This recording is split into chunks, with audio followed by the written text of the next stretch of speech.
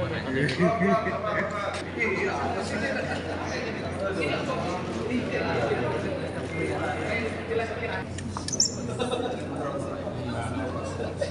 Pak, apa ngomong?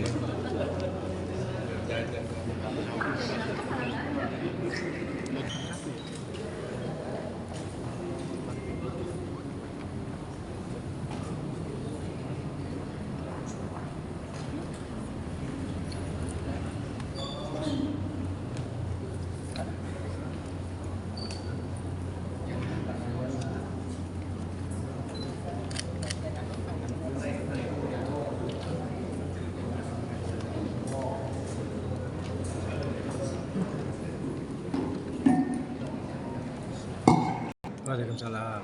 Selamat sore, salam sejahtera bagi kita sekalian. Om Swastiastu, Namo Buddhaya, salam kebajikan.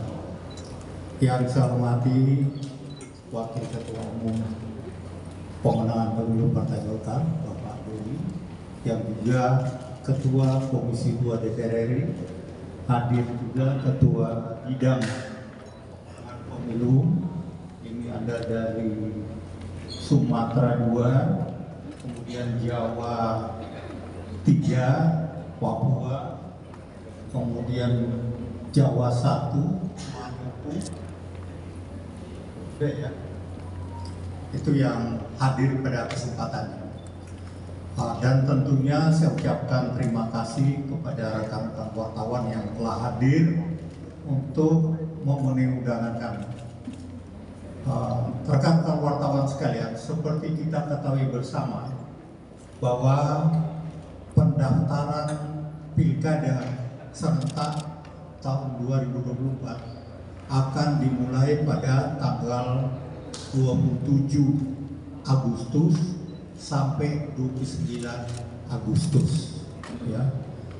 Nah, sekarang sudah tanggal 18 Juli 2024, artinya tinggal 1,5 bulan lagi waktu, ya, kita untuk segera menyampaikan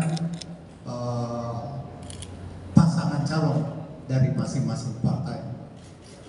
Sebenarnya Partai Golkar sejak tanggal 11 November 2023 telah mengeluarkan 1.117 surat perintah penugasan kepada Bacakada dari internal Partai Golkar untuk melaksanakan tugas-tugas. Nah, tugas-tugas yang diberikan waktu itu adalah bagaimana mereka melaksanakan panca sukses dari Partai Golkar. Panca sukses itu artinya di situ ada sosialisasi bagaimana kita visi Indonesia sejahtera tahun 2045, ya. Kemudian kedua juga mereka diperintahkan untuk membantu konsolidasi dari DPD kabupaten kota di mana mereka bertugas atau ikut pilkada nanti, dan yang paling penting mereka membantu mensukseskan pemilihan presiden, kemudian pemilihan legislatif, dan pada gilirannya adalah pilkada yang akan dilakukan pada tanggal 27 November 2024 nanti. Nah, dari 1.117 sebenarnya ada provinsi yang calonnya lebih dari satu. Kenapa kita memberikan surat perintah? Ya, karena masih banyak. Karena kabupaten, provinsi itu bisa lebih dari satu, ya. Kemudian berjalan berikutnya mengerucut kepada yang namanya dari kita adalah surat instruksi. Kalau surat perintah masih umum, banyak orang. Nah, waktu kita mengeluarkan surat instruksi itu sudah kepada calon, tinggal satu calon, tiap-tiap kabupaten, kota maupun provinsi. Nah, apa yang dia harus lakukan setelah mendapatkan surat instruksi ini? Ya, mereka melakukan sosialisasi, ya. dengan partai-partai lain untuk membentuk koalisi sesuai dengan ketentuan perundang-undangan. Jadi mereka membangun koalisi.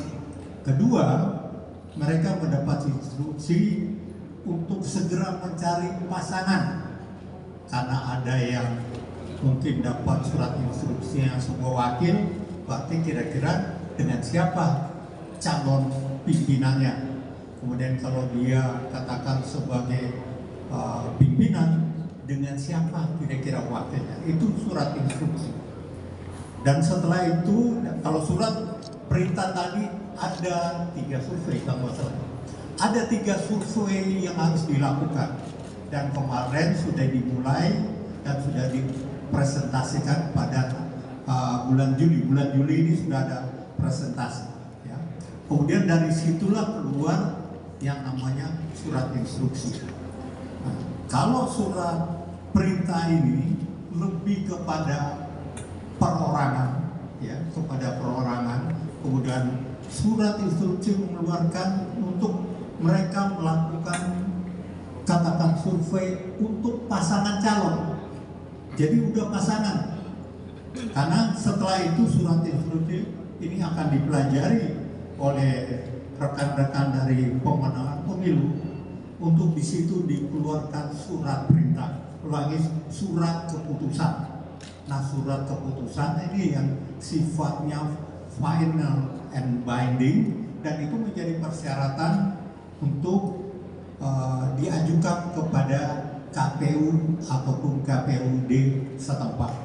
Nah, Partai Golkar sampai saat ini ya telah mengeluarkan 10 surat keputusan ya untuk pasangan calon.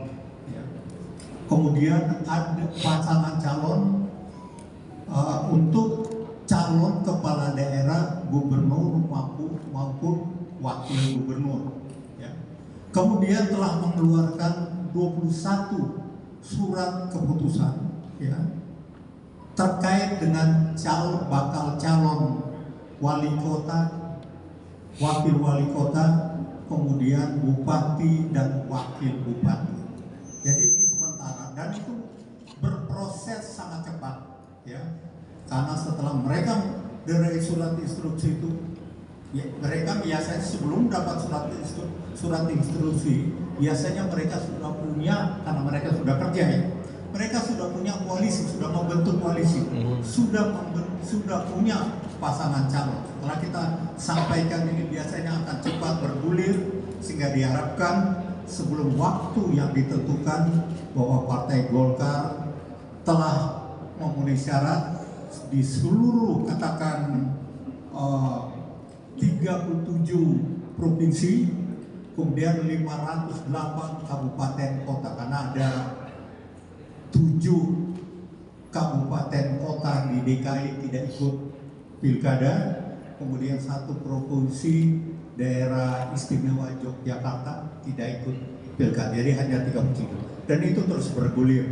Dan mudah-mudahan dengan mengacu, dengan melihat evaluasi pilpres dan pileg lalu, Partai Golkar itu insya Allah atas bantuan dari rekan-rekan wartawan juga, kita akan memenuhi target kita yaitu 60%. Ini bukan target yang mulu-mulu, karena pilkada terakhir tahun 2020 target kita sama 60%, tetapi yang kita dapat waktu itu adalah 61,11%. Dan insya Allah ya pada pilkada 2024 target kita akan kejar sebesar 60%. Demikian yang saya dapat sampaikan. Selanjutnya kami silakan kepada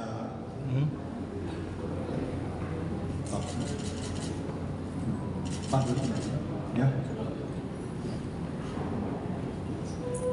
Ya, ke Pak Doli nggak ada. Mungkin dari rekan-rekan wartawan ada yang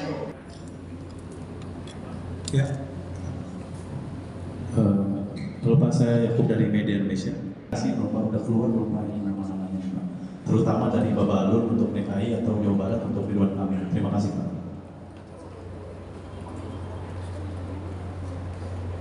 Satu dulu ya, apa DKI tadi ya? Jabar.